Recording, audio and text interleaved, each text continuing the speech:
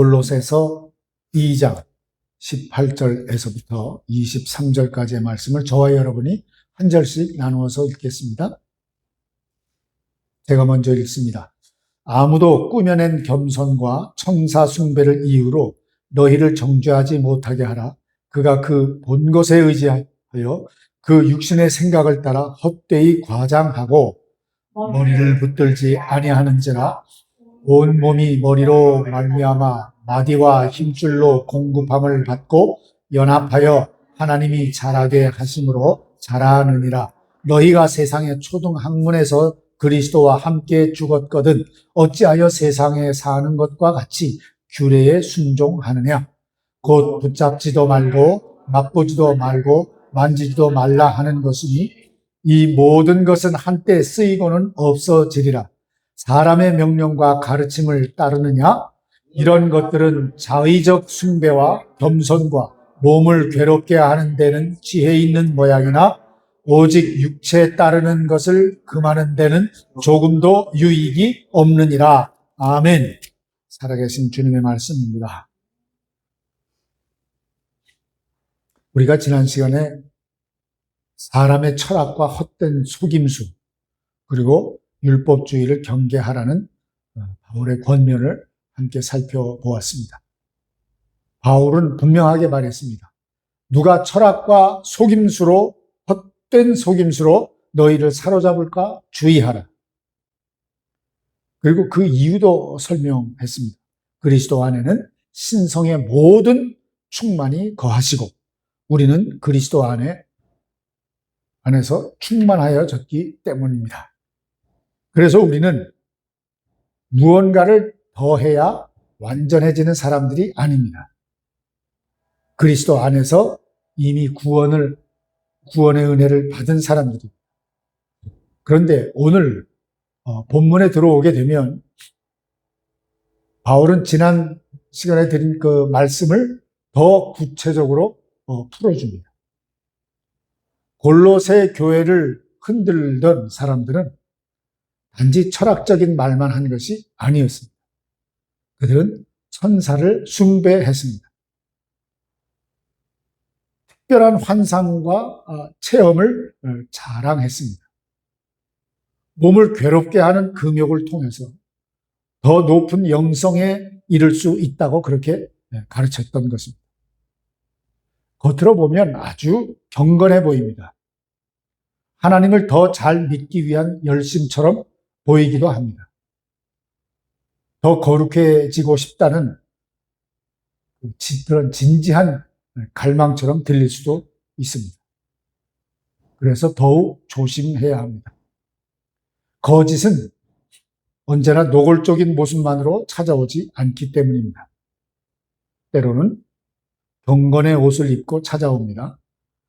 때로는 겸손한 말투로 찾아옵니다. 때로는 특별한 체험과 열심을 앞세워서 그렇게 찾아옵니다. 그런데 바울은 그 모든 현상 속에서 한 가지 결정적인 문제를 봅니다. 19절 말씀인데 머리를 붙들지 아니하는지라. 여러분, 이번 본문의 핵심은 천사 자체가 아닙니다. 절제 자체도 아닙니다. 문제는 그것들이 예수 그리스도보다 앞자리를 차지하기 시작했다는 것입니다. 사람들은 하나님을 더 잘 믿고 싶어 했습니다. 그래서 특별한 체험을 찾았습니다. 더 거룩해지고 싶었습니다. 그래서 몸을 괴롭게 한 것입니다. 더 깊은 영성을 얻고 싶었던 것이지요. 그래서 천사와 환상의 마음을 빼앗겼던 것입니다. 그런데 그 과정에서 정작 중요한 것을 놓친 것이죠. 교회의 머리이신 예수 그리스도를 놓친 것입니다. 여러분, 이것이 당시 골로새 교회만의 이야기가 아닙니다. 오늘 우리도 비슷한 위험에 빠질 수 있습니다. 어떤 건가요? 기도를 많이 하는 것이 신앙의 목적이 될 수 있습니다. 금식하는 행위 자체가 신앙의 목적이 될 수 있습니다. 그것이 자랑이 될 수가 있단 말이에요. 특별한 체험이 없는 사람을 믿음이 약하다고 판단할 수 있습니다. 어떤 규칙을 잘 지키는 것으로 자신이 더 거룩하다고 생각할 수도 있습니다. 그러나 신앙의 중심은 내가 무엇을 얼마나 많이 했는가에 있지 않습니다. 결코 그렇지 않습니다. 내가 누구를 붙들고 있는가에 있는 거예요. 꽃이 아무리 아름다워도 뿌리에서 잘려나가면 오래 가지 못합니다. 화병에 꽂혀 있는 꽃을 보면 알지 않습니까? 뿌리에서 잘려나갑니다. 아무리 그 꽃이 화려하고 훌륭해도 뿌리에서 잘려나갔기 때문에 그 수명이 길지 않습니다. 잠깐입니다. 마찬가지로 기도하는 것도, 금식하는 것도, 봉사하는 것도, 절제하는 것도 모두 귀한 신앙의 열매입니다. 그러나 그것들이 그리스도에게 붙어 있지 않으면 곧 메말라버립니다. 바울은 오늘 우리에게 꽃을 버리라고 말하지 않습니다. 뿌리를 붙들라고 말하는 것입니다. 머리이신 그리스도를 놓치지 말라고 그렇게 말하는 것입니다. 여러분, 오늘 이 말씀을 통해서 우리가 붙들고 있는 신앙의 중심이 무엇인지 정직하게 돌아보기를 원합니다. 나는 예수님보다 특별한 체험을 더 의지하고 있지는 않는가? 내가 은혜보다 행위를 더 자랑하고 있지는 않는가? 나는 말씀보다 사람의 가르침과 자기 생각을 더 신뢰하고 있지는 않은가? 오늘 바울은 우리 모두를 다시 예수 그리스도께로 부르고 있는 것입니다. 참된 신앙은 특별한 것을 많이 한 것을 원하는 것이 아닙니다. 예수님을 더욱 굳게 붙드는 것입니다. 참된 거룩함은 자기 몸을 괴롭게 하는 데서 나오지 않습니다. 그리스도와 연결되어서 그분의 생명을 공급받는 데서 나오는 것입니다. 오늘 말씀을 통해서 머리이신 그리스도를 다시 붙들고 그분 안에서 자유와 생명을 누리면서 겉모양의 경건이 아니라 속사람이 변화되는 참된 믿음으로 더욱 견고하게 세워지는 은혜가 있기를 바랍니다. 제일 먼저 참된 신앙이란 머리이신 예수 그리스도를 굳게 붙드는 것입니다.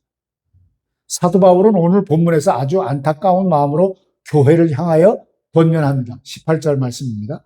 아무도 꾸며낸 겸손과 천사 숭배를 이유로 너희를 정죄하지 못하게 하라. 여러분, 이 말씀을 들으면 조금 낯설게 느껴질 수도 있습니다. 그들이 왜 천사 숭배를 했을까? 당시 사람들은 하나님은 너무 거룩하시기 때문에 죄인인 우리 인간이 직접 하나님께 나아갈 수 없다고 그렇게 생각한 것입니다. 굉장히 경건한 모양이죠. 그래서 천사를 중간에 세운 것입니다. 그래서 천사를 통해서 하나님께 가까이 갈 수 있다고 그렇게 믿은 것입니다. 겉으로 보면 아주 겸손한 생각처럼 보이지요. 나는 하나님께 직접 나갈 수 없습니다. 나는 너무 부족합니다. 얼핏 들으면 신앙이 깊은 그런 사람들의 고백처럼 들립니다. 그러나 바울은 그것을 뭐라고 이야기하냐면 꾸며낸 겸손이라 이렇게 말하는 것입니다. 그 이유가 무엇일까요? 예수 그리스도를 통하여 담대하게 하나님께 나아갈 수 있는 길이 이미 우리에게 열려 있기 때문입니다. 무엇이죠?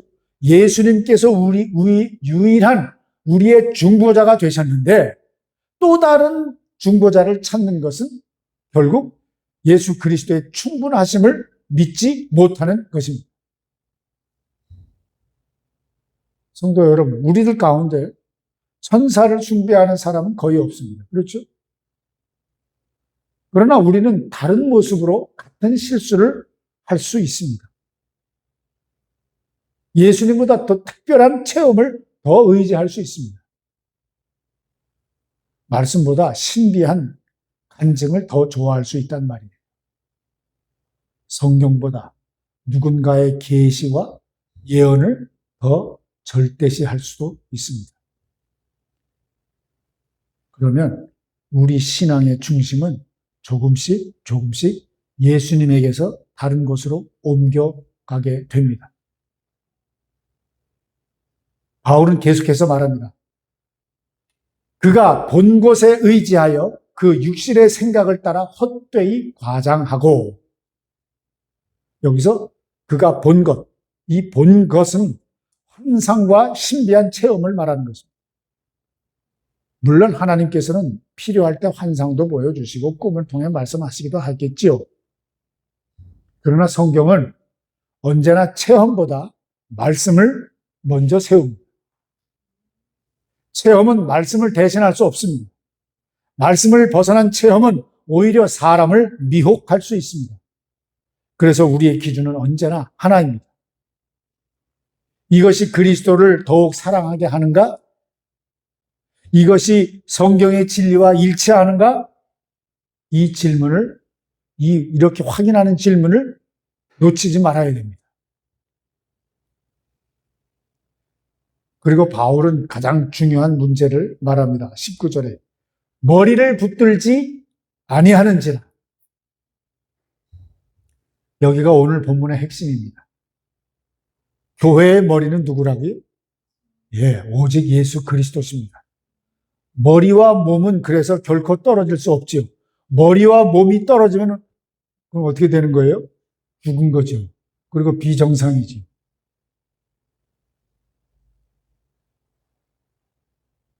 머리와 몸은 결코 떨어질 수가 없어요. 몸이 머리와 연결되어 있어야 생명이 공급되는 것입니다. 손도, 발도, 눈도, 귀도 모두 머리와 연결되어 있을 때 각기 제 기능을 하게 되는 것이죠. 굉장히 당연한 상식을 말씀드려서 어이가 없는 표정이시겠지만, 그러나 우리도 마찬가지입니다. 교회도 성도도 그리스도와 연결되어 있을 때에 비로소 살아있게 되는 것입니다. 기도하는 것도, 예배드리는 것도, 봉사, 금식, 헌신도 모두 그리스도와 연결되어 있을 때 거기에 생명의 열매가 나타나는 것입니다. 그러나 그리스도를 놓쳐버린 채 행위만 남는다면 그것은 살아있는 신앙이 아니라 껍데기만 남은 신앙이 되고 맙니다. 성도 여러분, 바울은 천사를 정죄하는 것이 아니라 교회가 머리를 놓치는 것을 가장 안타까워하고 있는 것입니다. 오늘 우리도 자신 있게 확인해야 합니다. 나는 무엇을 붙들고 살아가고 있는가? 특별한 체험인가? 사람들의 인정인가? 오랜 신앙의 습관인가? 이것들을 확인해야 됩니다. 아니면 오늘도 살아계신 예수 그리스도를 붙들고 살아가고 있는가?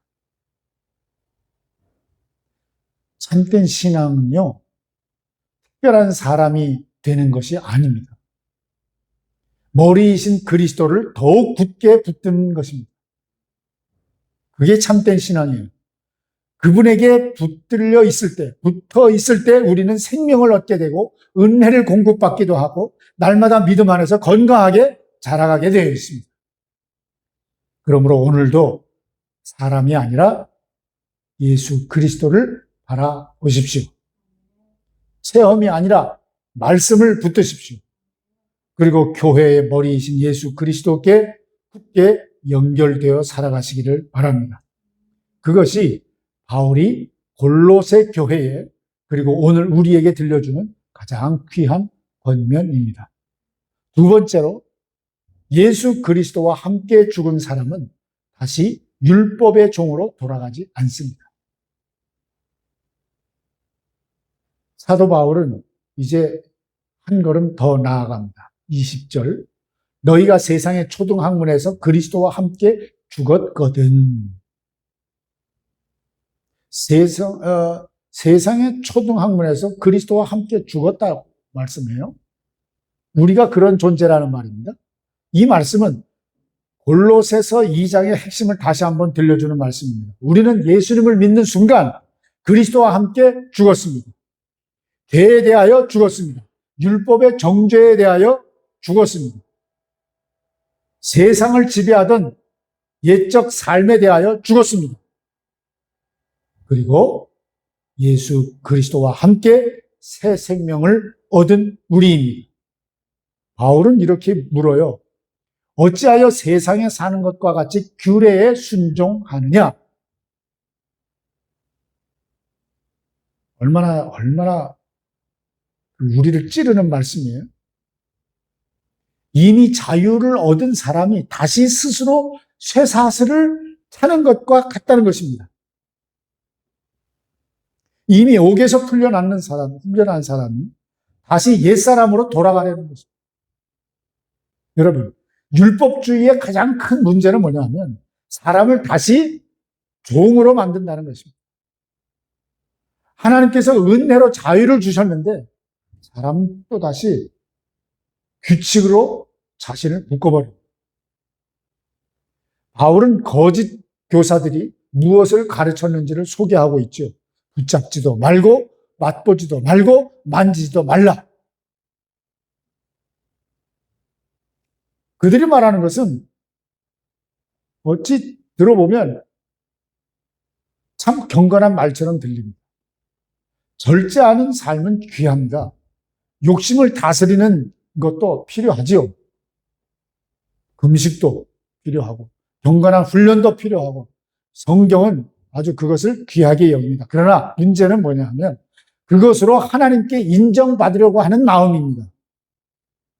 행위가 은혜를 대신하는 순간 경건은 기쁨이 아니라 짐이 되어버립니다. 순종은 사랑에서 나와야 하는데 두려움에서 나오기 시작합니다. 감사는 사라지고 의무만 남는다는 말이에요. 그러면 사람은 점점 지치게 되지요. 지칩니다. 그래서 가식하죠. 성도 여러분, 우리도 비슷한 실수를 할 수 있습니다. 예배를 드리지만 주님을 만나기보다 오늘도 빠지지 않았다는 그런 안도감만 남을 수 있습니다. 기도를 하지만 하나님과 대화하기보다 얼마나 오래 했는가를 더 중요하게 여길 수 있다는 것입니다. 봉사를 하지만 기쁨보다 의무감이 앞설 수도 있습니다. 그 순간 우리는 어느새 은혜보다 행위를 붙들고 있는 것입니다. 바울은 그런 신앙으로 돌아가지 말라고 그렇게 권면하는 것이죠. 왜냐하면 21절과 22절에서 말하는 것처럼 그런 규례들은 결국 사람의 명령과 가르침에서 나온 것이기 때문에 그렇습니다. 사람이 만든 규칙은 시대가 바뀌면 그것도 같이 변합니다. 문화가 달라지면 달라지게 되는 것이죠. 그러나 하나님의 은혜는 변하지 않습니다. 십자가는 변하지 않습니다. 예수 그리스도의 사랑은 어제나 오늘이나 영원히 동일하십니다. 그러므로 우리의 믿음은 사람이 만든 기준 위에 서는 것이 아니라 십자가 위에 서야 합니다. 하나님은 우리를 종으로 부르신 것이 아니라 자녀로 부르셨기 때문에 그래요. 종은 벌이 두려워서 순종하지만 자녀는 자신이 사랑을 받고 있다는 것을 알기 때문에 순종하는 것이에요. 이것이 복음의 차이입니다. 오늘 우리는 무엇인가를 이루기 위해서 하나님께 나아가는 사람들이 아닙니다. 왜요? 우리는 사랑을 이미 받고 있기 때문에 그렇습니다. 그래서 하나님께 나아가는 사람들입니다. 이미 용서를 받았기 때문에 회개할 수 있고, 이미 하나님의 자녀이기 때문에 순종할 수 있고, 이미 그리스도와 함께 살아났기 때문에 기쁨으로 거룩함을 향해 걸어갈 수 있는 것입니다. 그러므로 다시는 행위의 멍에를 스스로 매지 마십시오. 율법의 두려움으로 우리 자신을 묶어버리지 마십시오. 복음은 우리를 얽매기 위해 주어진 것이 아니라 자유롭게 하기 위하여 주어진 하나님의 은혜입니다. 그러므로 오늘도 그리스도께서 주신 자유 안에서 감사함으로 살아가는 그런 복된 성도들이 되시기를 주님의 이름으로 축원합니다. 마지막 세 번째로 참된 거룩함은 사람의 결심이 아니라 그리스도와의 연합에서 시작됩니다. 바울은 마지막으로 인간이 만든 경건의 한계를 말합니다. 23절. 이런 것들은 함께 읽을까요? 시작. 이런 것들은 자의적 숭배와 겸손과 몸을 괴롭게 하는 데는 지혜가 있는 모양이나 오직 육체에 따르는 것을 금하는 데는 조금도 유익이 없느니라. 아멘. 여러분, 이 말씀은 금식이 잘못되었다는 말이 아닙니다. 절제가 필요 없다는 말도 아닙니다. 기도와 경건의 훈련을 무시하라는 그런 말은 더더욱 아닙니다. 문제는 그 모든 것이 무엇에서 시작되었느냐 하는 것입니다. 바울은 자의적 숭배라고 이렇게 말합니다. 무슨 말일까요? 하나님께서 원하시는 방식이 아니라 사람이 스스로 만들어낸 방식으로 하나님께 나아가는 것을 말하는 것입니다. 겉으로는 열심입니다. 겉으로는 헌신입니다. 그러나 그 중심에는 그리스도가 아니라 내가 서 있는 것입니다. 내가 이만큼 했습니다. 내가 이렇게 절제했습니다. 내가 이렇게 경건하게 살았습니다. 어느새 하나님을 자랑하는 것이 아니라 자신을 자랑하게 됩니다. 바리새인들이 바로 그 길을 걸었던 것입니다. 그들은 금식도 했습니다. 잘 아시는 것처럼 11조도 철저하게 했습니다. 기도도 오래 했습니다. 그러나 예수님은 그들의 마음이 하나님에게서 멀어졌다고 그렇게 말씀하셨습니다. 겉은 깨끗하지만 속은 교만으로 가득 차 있었습니다. 왜 그렇습니까? 사람의 노력은 겉모습을 바꿀 수는 있어도 마음을 새롭게 만들지는 못하기 때문입니다. 기억하시기 바랍니다. 여러분, 한 그루의 나무를 한번 생각해 보세요. 시든 잎을 하나하나 떼어낸다고 해서 그 나무가 살아나는 것은 아닙니다. 곁가지를 다듬는다고 해서 생명이 생기는 것도 아니에요. 생명은 어디서부터? 뿌리에서부터 올라옵니다. 뿌리가 살아야 잎도 살고 꽃도 피고 열매도 맺습니다. 우리 신앙도 마찬가지입니다. 겉모습을 바꾸는 것으로는 거룩해질 수 없습니다. 억지로 참는다고 해서 사랑이 생기는 것도 아닙니다. 행동을 억누른다고 해서 욕심이 사라지는 것도 아닙니다. 여러분 경험하시잖아요. 참된 변화는 그리스도의 생명이 우리 안에서 역사할 때 그렇게 시작됩니다. 그래서 바울은 계속해서 우리의 시선을 행위가 아니라 그리스도께로 돌리고 있는 거예요. 머리이신 그리스도께 굳게 붙어 있을 때 성령께서 우리 안에서 역사하십니다. 사랑이 자라고 온유가 자라나고 절제가 자라나고 감사가 자라나고. 여러분, 우리가 살면서도 교회 안에서